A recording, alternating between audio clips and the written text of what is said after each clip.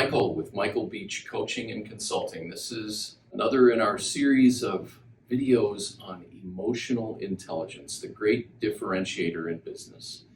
Skill number 3 is social awareness. When you're working with teams of people, the ability for you to sense accurately in the moment the emotions in the room is going to be incredibly valuable, extraordinarily valuable. By observing and analyzing and recognizing the mood in the room, you set yourself up for success in selecting just how to lead, just how to manage your relationships with the other people on the team. And you get yourself one step closer to emotional intelligence and success.